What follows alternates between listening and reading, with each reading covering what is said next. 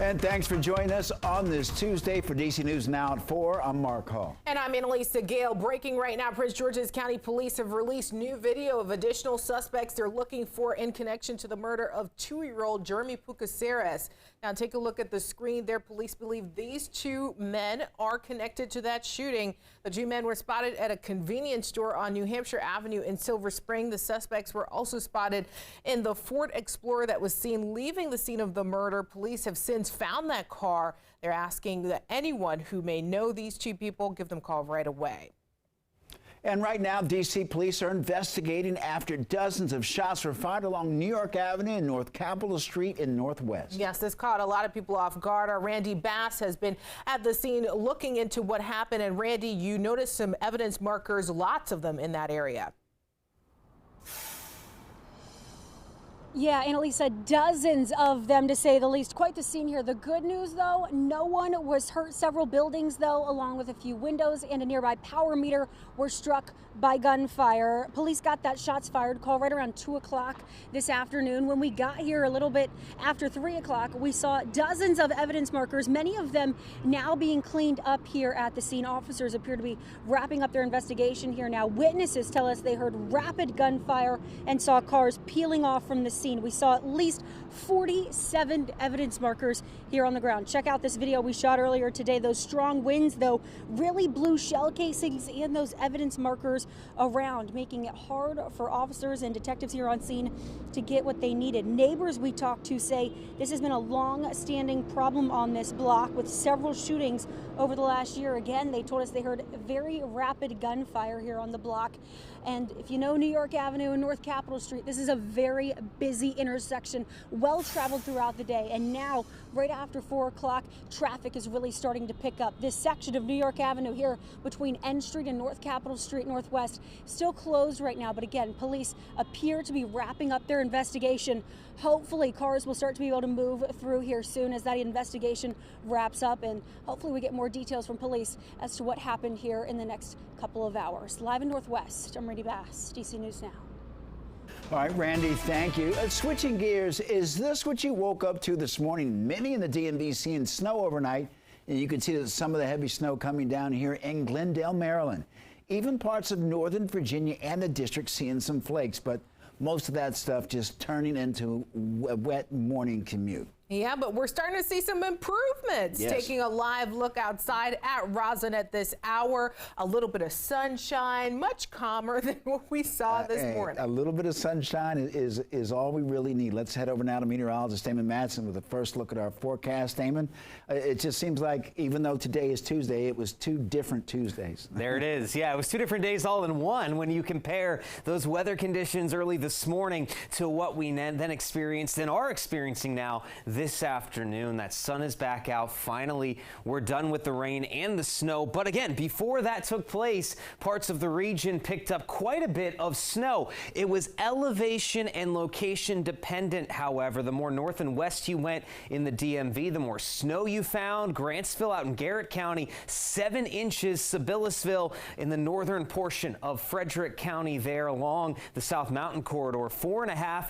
But look at that. As you went down to the south and east, Damascus, barely an inch, and out toward Leesburg near the Dulles Airport, not even an inch of snowfall. And though we did see wet snow in the district, none of that stuck to the ground. And at this point, folks, that storm system is pulling away, and it's long gone at this point, moving off of the East Coast. And again, we are seeing clear skies in behind that. But it's breezy, to say the least. We have some winds still ongoing out there. Steady wind speeds 10 to 20 miles per hour, so we'll continue to deal with some blustery conditions. But hey, at least we have that clear sky moving forward into the night. Temperatures will be chilly as well, dropping out of the 40s back down into the 30s. So the question is here, are we going to keep some of this wind around all the way through your Valentine's Day? And is there any more unsettled weather on the way for later this week? We'll have a full check of your forecast coming up here in just a bit.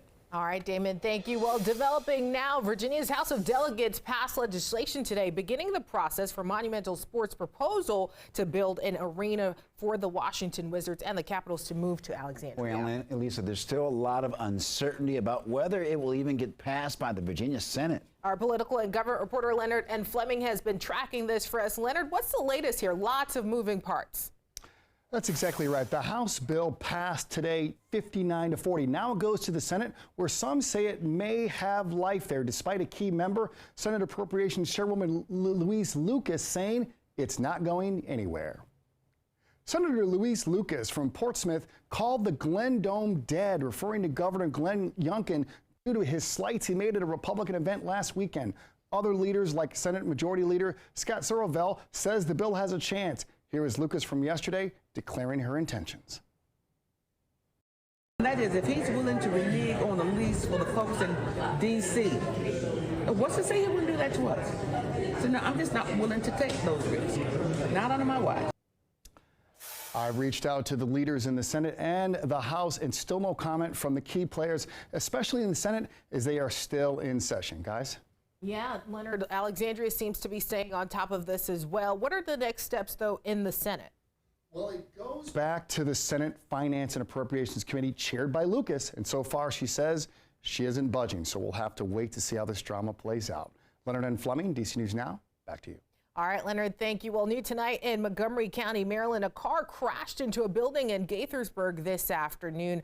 A spokesperson for Montgomery County Fire and Rescue telling us that it happened in the 17,000 block of Kings James Way off West Diamond Avenue. No injuries were reported, but 6 people had to be evacuated there. Officials say the car hit and damaged the interior storage area and the laundry room in that building. Work is now underway to stabilize the building. The crash is still under investigation. Thousands of flight attendants across the country are demanding better pay and working conditions. And that includes dozens who demonstrated today at Dulles International Airport. That's where our Daniel Hamburg joins us live. And Daniel, this is part of a worldwide day of action.